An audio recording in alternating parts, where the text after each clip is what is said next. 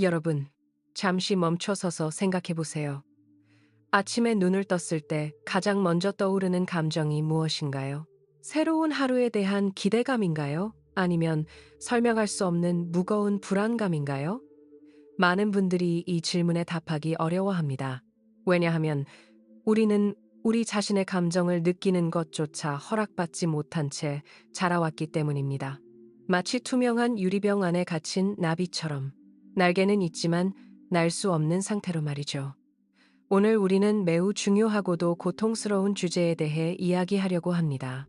바로 나르시시스트 가족 안에서 자란 사람들이 겪는 깊은 상처와 그 치유의 여정입니다. 이 영상을 보고 계신다면 아마도 여러분은 이미 무언가 잘못되었다는 것을 느끼고 계실 겁니다. 가족과의 관계에서 느껴지는 이상한 불편함, 사랑받고 있다는 확신이 들지 않는 혼란, 항상 부족하다는 느낌. 이 모든 것이 우연이 아닙니다. 여러분의 직감은 옳았습니다. 그리고 오늘 우리는 함께 그 안개 속을 걸어나가는 방법을 찾아보겠습니다. 이 채널을 아직 구독하지 않으셨다면 지금 바로 구독 버튼을 눌러주세요. 알림 설정까지 해두시면 정신 건강과 관계 회복에 관한 소중한 정보를 놓치지 않으실 수 있습니다. 여러분의 구독 하나하나가 같은 고통을 겪고 있는 다른 분들에게 이 메시지를 전달하는 힘이 됩니다. 이 영상을 끝까지 시청해주신 모든 분들께 진심으로 감사드립니다. 자신의 상처를 마주한다는 것은 엄청난 용기가 필요한 일입니다. 여러분은 이미 그 첫걸음을 내딛고 계십니다. 첫 번째로 이야기할 나르시시스트 가족의 잔인한 신호는 바로 감정적 무효화입니다. 상상해보세요. 어린 시절, 학교에서 친구에게 심하게 놀림을 받아 울면서 집에 돌아왔습니다. 여러분이 원했던 것은 단순했습니다. 따뜻한 포옹, 위로의 말 한마디, 그리고 여러분의 고통을 인정해주는 것. 하지만 대신 들었던 말은 그런 걸로 울긴 뭘 울어? 세상에는 더 힘든 일이 많아. 너무 예민하게 굴지 마. 였습니다. 그 순간 무슨 일이 일어났을까요? 여러분의 고통은 증발해버렸습니다. 존재하지 않는 것으로 취급당했습니다. 이것이 바로 감정적 무효화의 본질입니다. 나르시시스트 부모나 가족 구성원은 다른 사람의 감정을 인정하는 것을 극도로 불편해합니다. 왜냐하면 그들의 세계에서는 오직 자신의 감정만이 중요하고 유효하기 때문입니다. 다른 사람이 고통받고 있다는 것을 인정하면 그들은 뭔가를 해야 한다는 압박을 느끼거나 혹은 자신이 원인 제공자일 수 있다는 불편한 진실과 마주해야 합니다. 그래서 그들은 여러분의 감정을 지워버리는 것을 선택합니다. 마치 칠판에 글씨를 지우듯이 말이죠. 이런 환경에서 자란 아이는 자신의 감정을 신뢰하지 못하게 됩니다. 최근 심리학 연구에 따르면 어린 시절 지속적으로 감정을 무효화당한 사람들은 성인이 되어서도 자신의 감정을 정확히 인식하고 표현하는 데 큰 어려움을 겪는다고 합니다. 이것은 단순히 예민하지 않게 자란 것이 아닙니다. 이것은 감정적 문맹 상태입니다. 여러분은 배가 고픈지, 화가 난 건지 슬픈 건지조차 구분하지 못할 수 있습니다. 모든 것이 하나의 흐릿한 불편함으로 뭉개져 버립니다. 한 내담자는 이렇게 말했습니다. 저는 40세가 되어서야 제가 화를 느끼는 것이 정상이라는 걸 알았어요. 평생 동안 저는 화가 나면 안 된다고, 그건 나쁜 거라고 배웠거든요. 이분은 직장에서 부당한 대우를 받아도 항상 웃으며 넘어갔고, 친구들이 약속을 어겨도 괜찮아 라고만 했습니다. 그리고 어느 날 이유 없이 심각한 우울증과 불안장애가 찾아왔습니다. 왜 그랬을까요? 억압된 감정들은 사라지지 않습니다. 그들은 단지 지하로 내려가 더 어두운 형태로 축적될 뿐입니다. 감정적 무효화는 또한 가스라이팅의 가장 교묘한 형태입니다. 너는 과민 반응하고 있어. 네가 기억을 잘못하고 있어. 그런 일은 없었어. 같은 말들을 반복적으로 들으면 여러분은 자신의 현실 인식을 의심하기 시작합니다. 비가 오고 있는데 누군가 계속해서 비 안 와, 네가 착각하는 거야 라고 말한다면 어떻게 될까요? 결국 여러분은 창문 밖을 보면서도 내가 잘못 본 건가? 라고 생각하게 됩니다. 이것이 나르시시스트 가족이 자녀에게 하는 것입니다. 그들은 여러분의 현실 감각을 조금씩 침식시켜 결국 여러분이 외부의 확인 없이는 아무것도 확신할 수 없는 상태로 만듭니다. 한 연구자는 이를 심리적 식민화라고 표현했습니다. 여러분의 내면 세계가 침략당하고 점령당하고 재편성되는 것입니다. 치유의 첫 단계는 감정인식 훈련입니다. 하루에 여러 번 멈춰 서서 자신에게 물어보세요. 지금 나는 무엇을 느끼고 있을까? 처음에는 대답이 떠오르지 않을 수 있습니다. 괜찮습니다. 그냥 몸의 감각에 집중해 보세요. 가슴이 답답한가요? 어깨가 긴장되어 있나요? 배가 불편한가요? 이런 신체 감각들은 감정의 언어입니다. 점차 이 감각들과 특정 감정을 연결하는 법을 배우게 될 것입니다. 감정 일기를 쓰는 것도 매우 도움이 됩니다. 매일 저녁, 오늘 느꼈던 감정들을 3가지만 적어보세요. 판단하지 말고 그냥 관찰하고 기록하세요. 오늘 상사가 내 의견을 무시했을 때 화가 났다. 친구가 갑자기 연락했을 때 기뻤다. 저녁에 혼자 있을 때 외로웠다. 이렇게 단순하게 시작하는 것만으로도 여러분은 잃어버렸던 감정 지도를 다시 그리기 시작하는 것입니다. 두 번째 잔인한 신호는 조건부 사랑과 승인입니다. 나르시시스트 가족에서 사랑은 무조건적이지 않습니다. 그것은 거래입니다. 여러분이 부모의 기대를 충족시킬 때만, 그들이 원하는 모습일 때만, 그들의 자존심을 높여줄 때만 사랑과 인정을 받을 수 있습니다. 이것은 마치 자판기 같은 사랑입니다. 올바른 동전을 넣어야만 원하는 것이 나옵니다. 한 내담자는 이렇게 회상했습니다. 저는 피아노 경연대회에서 1등을 했을 때 어머니가 저를 자랑스러워하셨어요. 친구들 앞에서 저를 칭찬하셨죠. 하지만 다음 대회에서 3등을 했을 때 어머니는 일주일 동안 저와 말을 하지 않으셨어요. 저는 8살이었습니다. 이 아이는 무엇을 배웠을까요? 사랑은 성취를 통해 얻어야 하는 것이라는 것, 그리고 실패는 사랑을 잃는 것과 동일하다는 것을 배웠습니다. 조건부 사랑은 여러 형태로 나타납니다. 때로는 직접적입니다. 내가 의사가 되면 널 자랑스러워 할 거야. 그렇게 뚱뚱하면 누가 너를 사랑하겠니? 착한 아이들은 울지 않아. 때로는 더 은밀합니다. 여러분이 부모의 기분을 맞춰줄 때만 따뜻함을 보이고, 그렇지 않을 때는 감정적으로 철수해버리는 것. 심리학자들은 이를 간헐적 강화라고 부릅니다. 이것은 중독을 만드는 가장 강력한 메커니즘입니다. 슬롯 머신을 생각해보세요. 매번 돈을 잃는다면 사람들은 곧 그만둡니다. 매번 이긴다면 곧 지루해집니다. 하지만 때때로 예측할 수 없이 이긴다면 사람들은 멈출 수 없게 됩니다. 나르시시스트 부모의 사랑도 마찬가지입니다. 때때로 주어지는 따뜻함과 인정이 여러분을 묶어둡니다. 여러분은 계속 시도합니다. 이번에는 다를 거야. 이번에는 내가 충분히 잘하면 사랑받을 거야. 이런 환경에서 자란 사람들은 완벽주의와 과도한 성취 욕구를 발달시킵니다. 여러분은 A를 받는 것이 아니라 A+를 받아야 합니다. 프로젝트를 끝내는 것이 아니라 완벽하게 끝내야 합니다. 왜냐하면 무의식 깊은 곳에서 여러분은 알고 있기 때문입니다. 완벽하지 않으면 사랑받을 자격이 없다고. 최근 번아웃과 불안장애가 급증하는 현상을 보세요. 많은 경우 그 뿌리에는 어린 시절 조건부로만 사랑받았던 경험이 있습니다. 여러분은 결코 쉴 수 없습니다. 왜냐하면 쉬는 순간, 생산하지 않는 순간 여러분의 가치가 사라진다고 믿기 때문입니다. 한 35세 여성은 말했습니다. 저는 휴가를 가도 편히 쉬지 못해요. 항상 뭔가 생산적인 것을 해야 한다는 압박감을 느낍니다. 책을 읽어야 하고, 운동을 해야 하고, 새로운 기술을 배워야 한다고 느낍니다.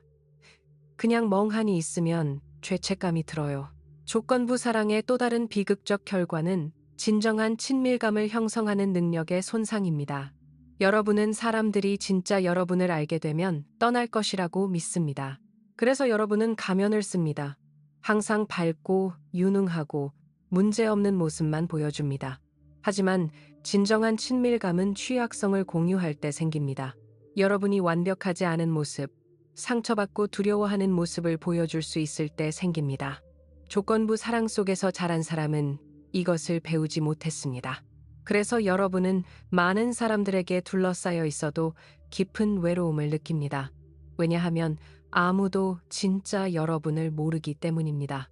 심지어 여러분 자신도 진짜 자신이 누구인지 모를 수 있습니다. 너무 오랫동안 다른 사람들의 기대에 맞춰 살아왔기 때문에 자신의 진정한 욕구와 가치관을 잃어버렸을 수 있습니다. 치유는 자기 수용에서 시작됩니다. 이것은 쉽지 않습니다. 여러분은 평생 동안 자신이 조건을 충족할 때만 가치가 있다고 배웠습니다.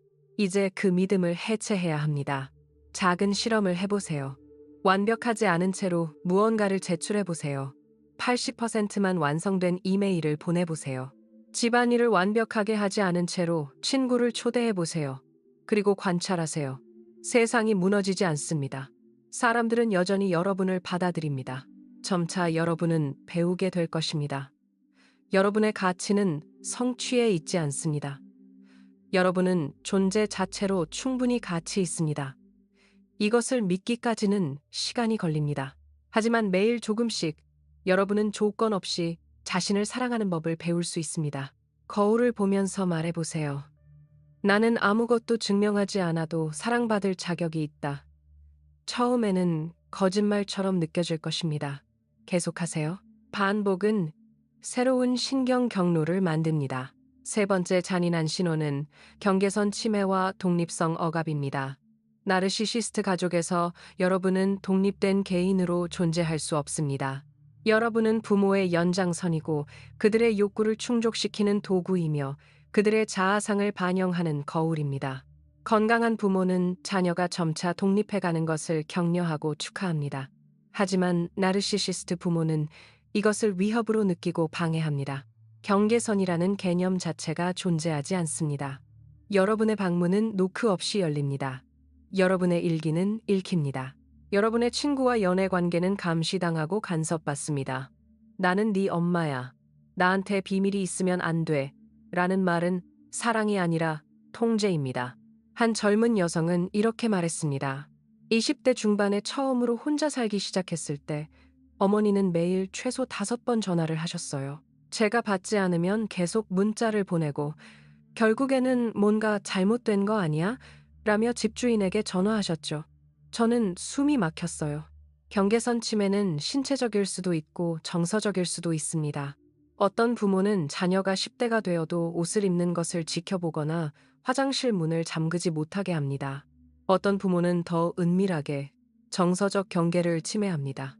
그들은 자녀를 자신의 치료사로 만듭니다. 결혼 생활의 불만을 털어놓고 다른 가족 구성원에 대한 험담을 하며 자신의 감정적 욕구를 채우기 위해 자녀를 이용합니다. 이것을 부모화라고 합니다. 아이가 부모 역할을 하게 되는 것이죠. 한 남성은 회상했습니다. 저는 10살 때부터 어머니의 우울증을 관리하는 것이 제 일이었어요. 학교에서 돌아오면 제일 먼저 어머니의 기분을 체크했습니다. 기분이 나쁘면 제가 위로하고 웃게 만들어야 했어요. 저의 어린 시절은 없었습니다. 이런 아이들은 자라서 다른 사람의 감정에 과도하게 책임감을 느끼는 어른이 됩니다. 그들은 자신의 욕구를 뒤로 하고 항상 다른 사람을 돌봅니다. 그리고 결국 번아웃되고 분노하고 공허함을 느낍니다. 독립성 억압은 더 직접적으로 나타나기도 합니다. 여러분이 자신만의 의견, 취미, 친구, 꿈을 가지려고 할 때마다 비판받거나 조롱당합니다. 그런 친구들과 어울리면 안 돼. 그들은 너한테 나쁜 영향을 줘. 그 전공은 말도 안 돼. 내가 정해준 대로 해. 네가 그 사람이랑 결혼하면 나는 죽을 거야. 이런 메시지들은 명확합니다. 여러분 자신이 되려고 하면 배신이고 사랑을 잃는 것입니다. 그래서 많은 사람들이 30대, 40대가 되어서도 여전히 부모의 승인을 구하며 살아갑니다. 중요한 결정을 할 때마다 엄마는 뭐라고 할까?를 먼저 생각합니다. 자신이 진정으로 원하는 것이 무엇인지조차 모릅니다. 왜냐하면 평생 동안 자신의 욕구를 무시하도록 훈련받았기 때문입니다. 경계선이 없는 환경에서 자란 사람들은 종종 양극단으로 갑니다. 어떤 이들은 완전히 고립되어 아무도 가까이 오지 못하게 합니다. 내 공간을 침범하지 마 라는 메시지를 극단적으로 전달합니다. 다른 이들은 반대로 경계선을 전혀 설정하지 못합니다. 그들은 다른 사람들이 자신을 이용하고 착취하고 침해하도록 내버려 둡니다. 왜냐하면 그들은 경계선을 설정하는 것이 이기적이고 나쁜 것이라고 배웠기 때문입니다. 건강한 경계선은 그 중간 어딘가에 있습니다. 여러분은 사랑하는 사람들과 친밀하게 연결되어 있으면서도 자신만의 독립적 정체성을 유지할 수 있습니다. 여러분은 아니요 라고 말할 수 있고 그것이 거부가 아니라 자기 돌봄이라는 것을 압니다. 여러분이 이 영상을 여기까지 보셨다면 아마도 이 내용이 마음 깊은 곳에서 울림을 주고 있을 것입니다. 잠시 멈춰서 댓글로 여러분의 생각을 나눠주세요. 나는 어떤 신호를 경험했는가? 혹은 지금 가장 힘든 부분은 무엇인가? 여러분의 이야기는 다른 누군가에게 큰 위로가 될 수 있습니다. 우리는 혼자가 아닙니다. 이 고통을 이해하는 공동체가 여기 있습니다. 그리고 아직 구독하지 않으셨다면 지금 구독 버튼을 눌러주세요. 이 채널은 여러분의 치유 여정을 지속적으로 지원할 것입니다. 경계선을 치유하기 위한 실천 방법은 이렇습니다. 먼저, 여러분의 욕구를 인식하는 연습을 하세요. 지금 나는 무엇을 원하는가? 이 질문에 답하는 것부터 시작하세요. 처음에는 모를 수 있습니다. 괜찮습니다. 작은 것부터 시작하세요. 지금 커피를 마시고 싶은가? 차를 마시고 싶은가? 이런 작은 선택들을 의식적으로 하세요. 점차 더 큰 질문으로 나아가세요. 나는 이 관계를 원하는가? 나는 이 직업을 원하는가? 다음으로 작은 경계선을 설정하는 연습을 하세요. 지금은 통화할 수 없어요. 나중에 다시 연락드릴게요. 그 질문에는 답하고 싶지 않아요. 도와드리고 싶지만 지금은 제 시간이 없어요. 이런 문장들을 연습하세요. 거울 앞에서 소리내어 말해보세요. 처음에는 어색하고 죄책감이 들 것입니다. 그것은 정상입니다. 계속하세요. 경계선은 근육과 같습니다. 사용할수록 강해집니다. 네 번째이자 마지막 주제는 정체성 혼란과 내면의 비평가입니다. 나르시시스트 가족에서 자란 사람들의 가장 깊은 상처 중 하나는 자기 자신이 누구인지 모른다는 것입니다. 여러분은 거울을 보지만 낯선 사람이 보입니다. 진짜 나는 누구인가? 라는 질문이 공허하게 울립니다. 왜냐하면 여러분은 평생 동안 다른 사람이 원하는 모습으로 살아왔기 때문입니다. 카멜레온처럼 여러분은 환경에 따라 색을 바꿨습니다. 부모 앞에서는 순종적인 자녀였고, 친구들 앞에서는 쾌활한 친구였으며, 직장에서는 완벽한 직원이었습니다. 하지만 혼자 남았을 때, 모든 가면을 벗었을 때, 그 아래에 무엇이 있을까요? 많은 사람들이 공허함을 발견합니다. 한 여성은 치료 세션에서 울면서 말했습니다. 저는 제가 뭘 좋아하는지도 몰라요. 어떤 음식을 좋아하는지, 어떤 음악을 듣고 싶은지, 주말에 뭘 하고 싶은지, 모든 것이 다른 사람을 기쁘게 하기 위한 선택이었어요. 정체성 혼란은 나르시시스트 가족의 핵심 역학에서 비롯됩니다. 이런 가족에서 자녀는 독립된 개인으로 보이지 않습니다. 그들은 부모의 자아를 확장하는 도구입니다. 부모는 자녀를 통해 자신이 이루지 못한 꿈을 이루려 하거나 자신의 이미지를 과시하거나 자신의 감정적 공백을 채우려고 합니다. 자녀의 실제 성격, 재능, 흥미는 중요하지 않습니다. 중요한 것은 그들이 부모가 필요로 하는 역할을 얼마나 잘 수행하는가입니다. 어떤 아이는 영웅 자녀가 되어 가족의 자랑이 되어야 합니다. 완벽한 성적, 뛰어난 성취, 모범적인 행동. 어떤 아이는 희생양이 되어 가족의 모든 문제를 떠맡습니다. 어떤 아이는 투명한 자녀가 되어 존재감 없이 살아갑니다. 이런 역할들은 고정되어 있고 벗어나려는 시도는 강력하게 저지됩니다. 여러분이 배정된 역할을 거부하면 가족 시스템 전체가 흔들리기 때문입니다. 이런 환경에서 자란 사람들은 내면에 매우 가혹한 비평가를 발달시킵니다.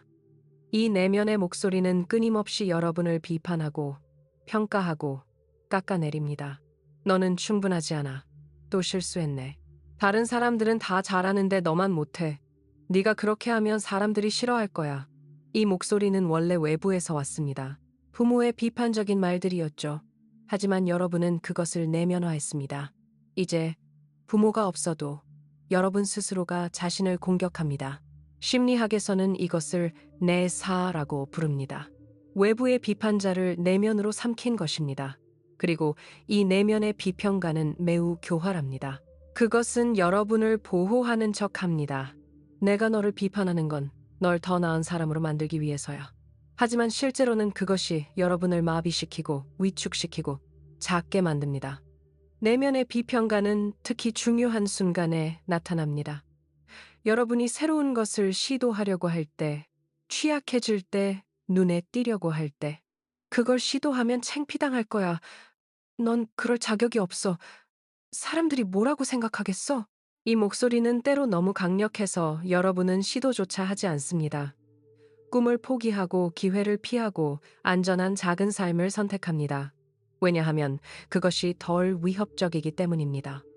한 남성은 말했습니다. 저는 글쓰기를 사랑했어요. 하지만 한 번도 제 글을 누구에게도 보여주지 않았습니다. 머릿속 목소리가 네 글은 형편없어. 사람들이 비웃을 거야 라고 계속 말했거든요. 그래서 저는 40년 동안 서랍 속에 원고를 숨겨두었습니다. 이것이 나르시시스트 양육의 비극입니다. 얼마나 많은 재능이, 꿈이, 가능성이 내면의 비평가에 의해 질식되었을까요? 정체성을 재건하는 것은 긴 여정입니다. 여러분은 먼저 자신이 누구인지 탐색해야 합니다. 호기심을 가지고 자신에게 접근하세요. 내가 모르는 나의 모습은 무엇일까? 새로운 경험을 시도해 보세요. 평소에 하지 않던 것들을, 새로운 취미, 새로운 장소, 새로운 사람들. 각 경험 후에 자신에게 물어보세요. 이건 나와 맞았을까?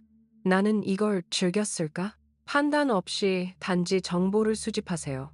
점차 여러분은 패턴을 발견할 것입니다. 아, 나는 조용한 활동을 좋아하는구나. 나는 창의적인 일을 할 때 에너지를 얻는구나. 나는 깊은 대화를 선호하는구나. 이런 작은 발견들이 모여 진정한 자기 지식이 됩니다. 또한 여러분의 가치관을 명확히 하세요. 부모가 가르친 것이 아니라 여러분이 진정으로 믿는 것. 나에게 정말 중요한 것은 무엇인가? 정직함인가? 창의성인가? 연결인가? 자유인가? 이 질문들에 답하면서 여러분은 자신만의 내적 나침반을 만들어갑니다. 내면의 비평가를 다루는 것은 또 다른 중요한 작업입니다. 먼저 그 목소리를 인식하는 법을 배워야 합니다. 그것이 말할 때 알아차리세요. 아, 지금 내 내면의 비평가가 말하고 있구나. 그것을 자신과 분리하세요. 그것은 당신이 아닙니다. 그것은 과거의 상처에서 나온 보호 메커니즘일 뿐입니다. 어떤 사람들은 그것에 이름을 붙입니다. 비판적인 캐롤, 심판자 제임스. 이렇게 하면 그것을 객관화하고 거리를 두기 쉬워집니다. 다음으로 그 목소리에 도전하세요. 이게 정말 사실인가? 증거가 있는가? 종종 내면의 비평가는 과장하고 일반화하고 왜곡합니다. 너는 항상 실패해. 모든 사람이 너를 싫어해. 너는 아무것도 제대로 못해. 이런 절대적 진술들을 검토하세요. 실제로 여러분은 많은 것들을 성공적으로 해냈고, 많은 사람들이 여러분을 좋아하며 여러 분야에서 능력이 있습니다. 사실을 찾으세요. 그리고 가장 중요하게 자기 연민을 연습하세요. 내면의 비평가에 맞서는 가장 강력한 무기는 자기 연민입니다. 여러분이 실수를 했을 때 자신을 공격하는 대신 친절하게 대하세요. 친한 친구가 같은 실수를 했다면 뭐라고 말할까요? 아마도 괜찮아. 누구나 실수해. 넌 최선을 다했어 라고 말할 것입니다. 자신에게도 같은 친절을 베푸세요. 크리스틴 네프 박사의 연구에 따르면 자기 연민은 자존감보다 더 강력하고 안정적인 심리적 자원입니다. 자존감은 성공에 의존하지만 자기 연민은 조건 없이 주어집니다. 여러분이 잘하든 못하든 성공하든 실패하든 여러분은 친절과 이해를 받을 자격이 있습니다. 매일 자기 연민 명상을 해보세요. 나는 고통받고 있다. 이것은 인간 경험의 일부이다. 나는 나에게 친절할 것이다. 이 세 문장을 반복하며 손을 가슴에 올려보세요. 처음에는 이상하게 느껴질 수 있습니다. 계속하세요. 여러분은 새로운 내적 관계를 만들고 있습니다. 치유는 선형적이지 않습니다. 좋은 날도 있고 나쁜 날도 있을 것입니다. 때로는 큰 진전을 느끼다가도 갑자기 다시 옛 패턴으로 빠질 수 있습니다. 이것은 정상입니다. 실패가 아닙니다. 치유는 나선형 과정입니다. 여러분은 같은 문제를 다시 마주칠 수 있지만 매번 더 높은 이해의 단계에서 마주칩니다. 그리고 가장 중요한 것은 여러분은 혼자가 아니라는 것입니다. 전 세계적으로 수백만 명의 사람들이 같은 여정을 걷고 있습니다.